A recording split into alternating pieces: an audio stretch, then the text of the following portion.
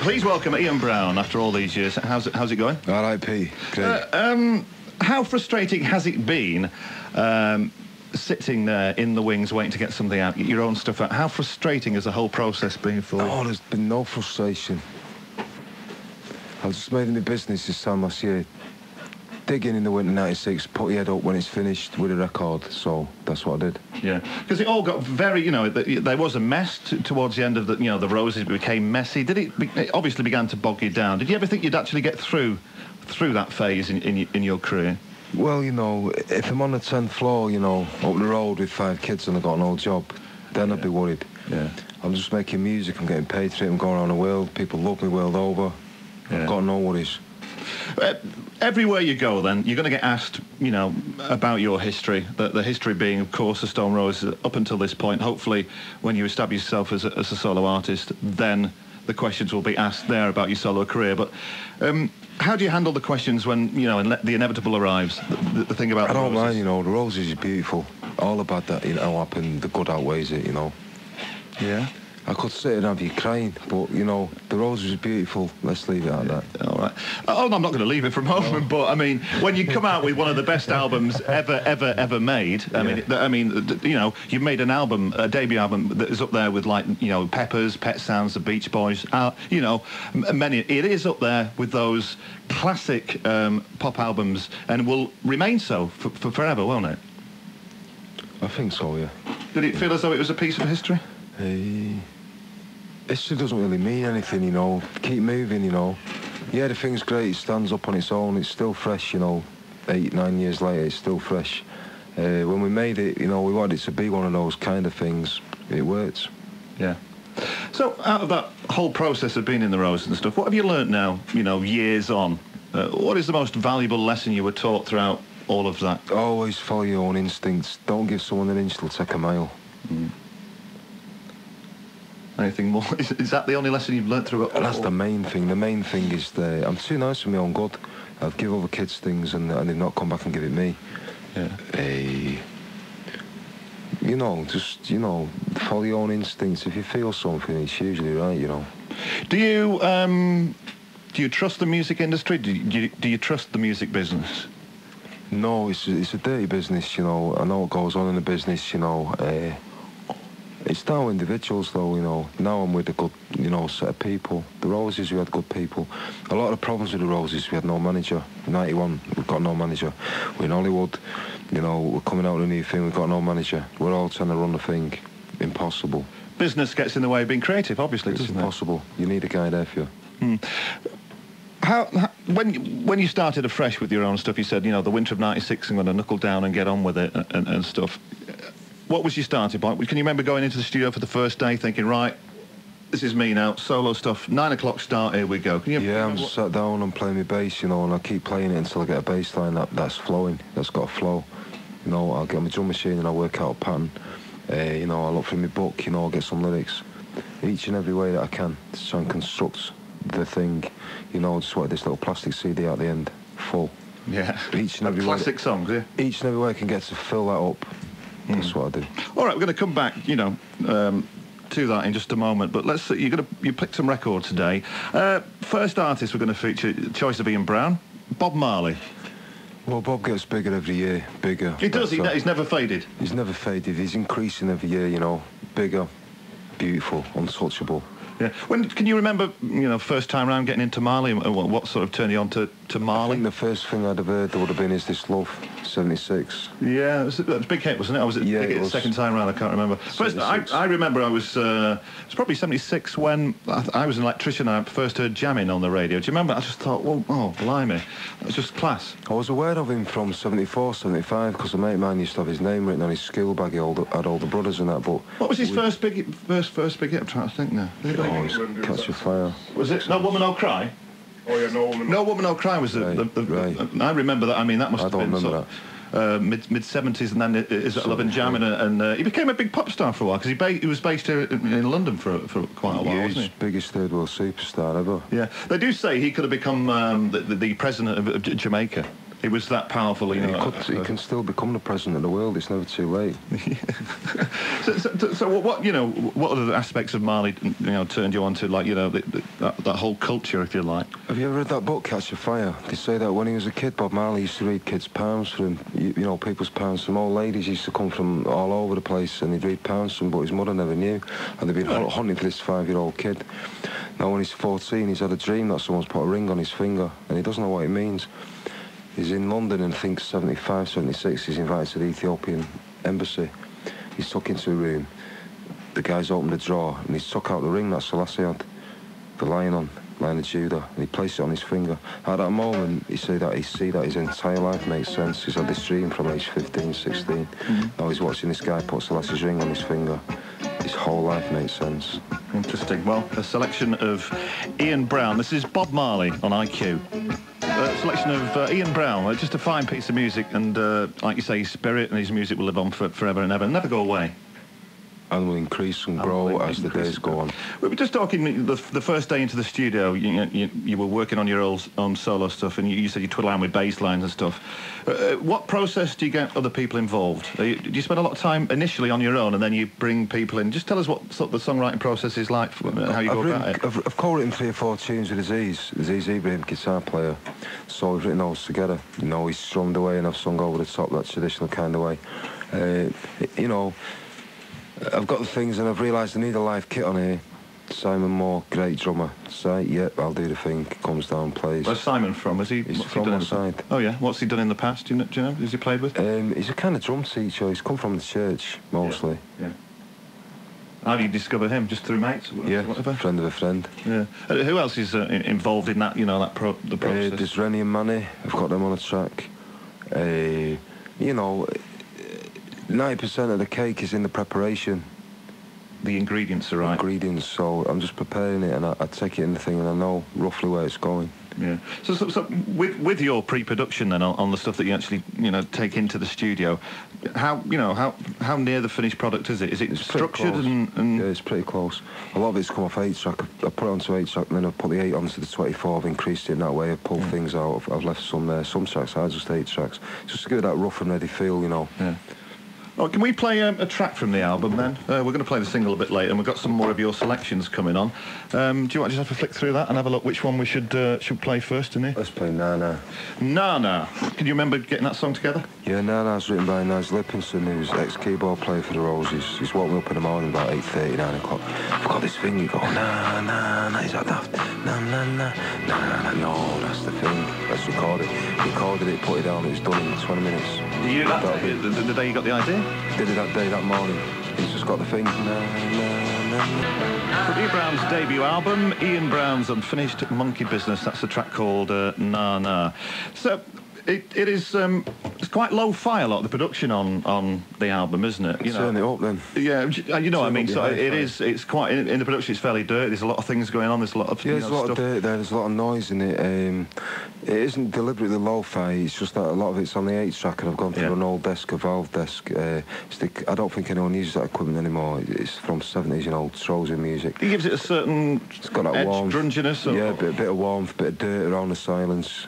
Yeah. How difficult do you think will it be to perform these things live? I think the whole thing will improve with the live band. The whole thing will be took up a league.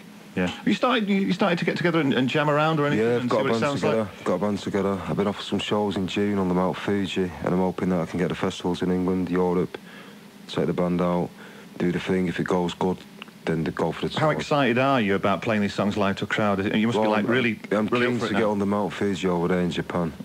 Yeah, hey, that's a great first off gig there, isn't it? That'll do me. Yeah. Let's go back to some of your selections then. You've picked some songs, I must say. Otis Redding, and a fine singer. 21, 23 when Johnny's Blessed Gay. Yeah. Incredible. I wonder what it was like in 63, 64. You know, when he comes out there. What was it like when you see a kid like that coming out like that? Yeah, I remember I had something on. I can't remember the label he used to record for. I had an import Atco, yeah. And there was Otis Redding live in London Palladium. It was just like a phenomenal performance, and just a brilliant vocalist, wasn't he? Phenomenal. Yeah. It's the word. And where would he have been now, do you reckon, if he hadn't have right at the top. Still Don Dada. Another fine selection from Ian Brown, Otis Redding, and most of the Bob Marley's no longer with us, and Otis Redding is no longer with us, but are in an odd, or it's still here, yeah, in a certain way. Do you think you'll be around forever? Yeah, for sure. Yeah, yeah. Where's it all gonna? Where's it all gonna go then? Where would you like to see? You know, this year ending off. We're at the start of the year. It's a fresh start for you. You know, it's January. Where would you hope to be by the end of this year? Oh, I'm tucking my knees under the table. I'm eating good. No one's took me happiness from me. I'm still loving music. I'm full of peace. Yeah.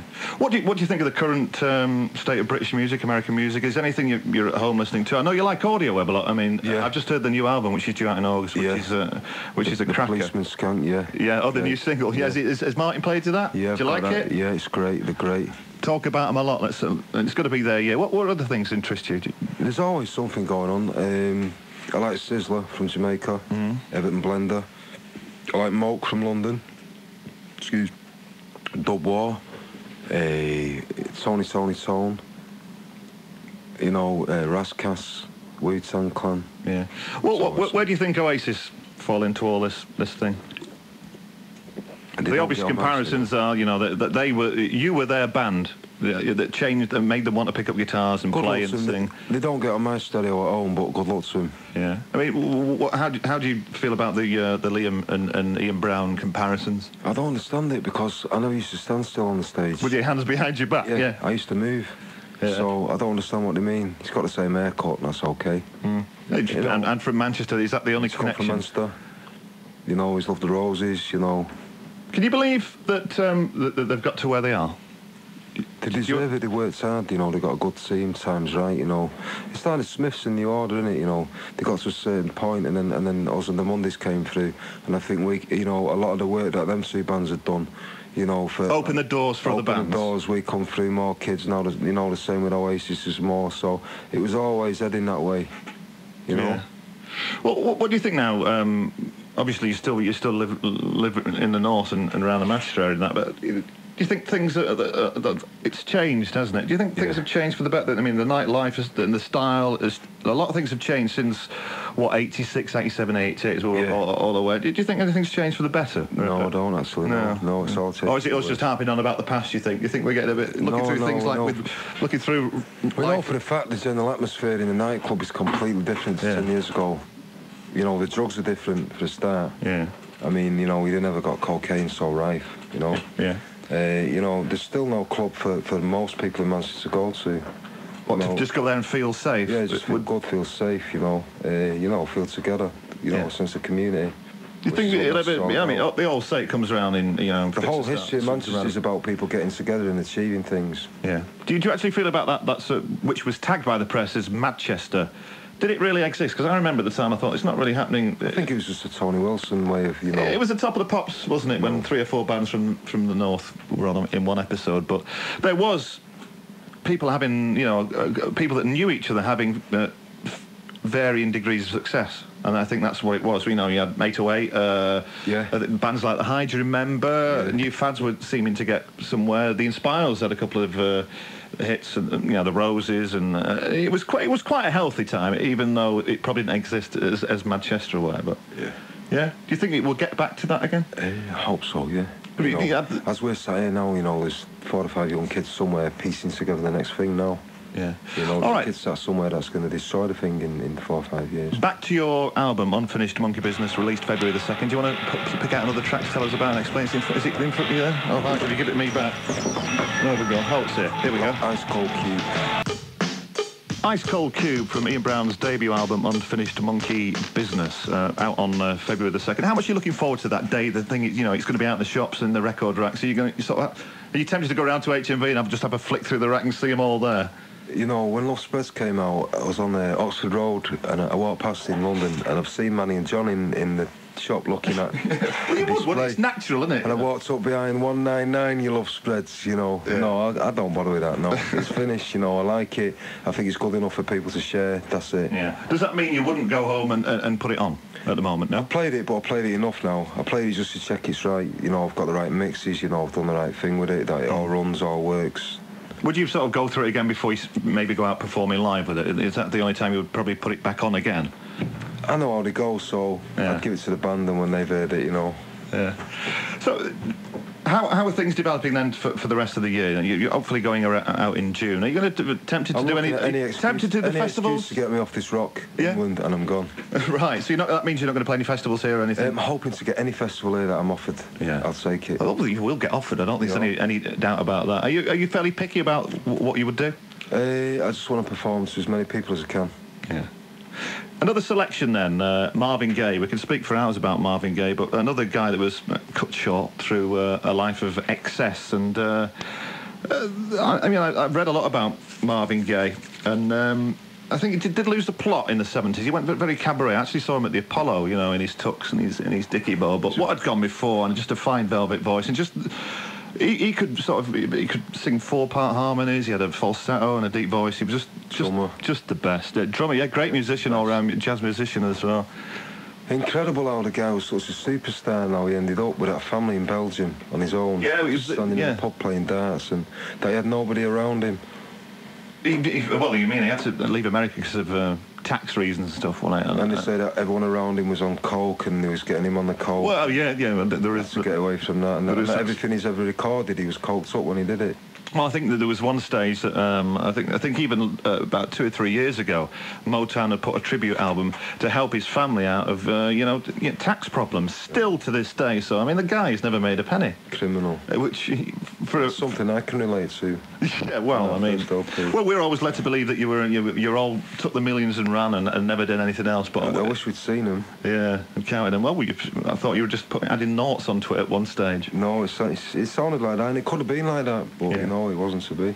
On to Marvin Gaye then. Less of your money problems, Ian. Oh. What track? You'll be fine by the end of the year. Don't worry about it. What about a track from Marvin? We'll have any Marvin track. Well, what's going on? Inner City Blue. What's going on? Any of them? Anything off that album. We'll go for something. What about Abraham, Martin, and John? All right. Do you want that? Yeah. We're going to play it now. This is Marvin Gaye, choice of Ian Brown. You're listening to IQ on Key 103, Marvin Gaye, choice of Ian Brown. Fine voice, and you sound a little like him in parts. The master. I'll give you that 10 and a half. The way. How do you think the press are treating you now? They're treating you fairly? Oh, mixed, you know. Some say I'm great, I read one the other day. It sounds like an old man wheezing under the duvet. Yeah. So, you know, some say it's great, and, you know, others are still jealous. Are you tempted not to do any of that and just let them make up their own minds? Are you one of these that let the music do the talking and then whatever comes after that? Yeah, say what they like. You say what they want, say what they like, you know? Yeah. What do you hope from all of this, Sonny, in the end? A platinum album, you know, sell-out tour? What is it, personally? Just that people get uplifted from it, you know, that, you know, people enjoy it. Simple as that, you know, whether you're in your car or lay your headphones or you're in your front room with your mates. Just like the music gets you. Yeah. That you feel something. Tell us about your new single, My Star. It's a kind of anti-propaganda thing, you know, looking up and seeing, you know, the USA going all around, you know, space, you know, and colonising space, you know, the space exploration for the benefit of mankind when it's not, you know, it's a military exercise. Yeah. You're going to do Top of the Pops this week, then? If we're getting the thing, yeah. I'm sure you will. Well, this is the new song from Ian Brown. It's called My Star, from the album Unfinished Monkey Business, released on February the 2nd. Wish you well. I don't think you need any... wish you any... I mean, you're going to do fine. I can guarantee it'll be a good year for you. And thanks for taking the time coming and meeting you after all these years. It's been a pleasure. Cheers. Thanks, Ian Pete. Brown, cheers. Thanks.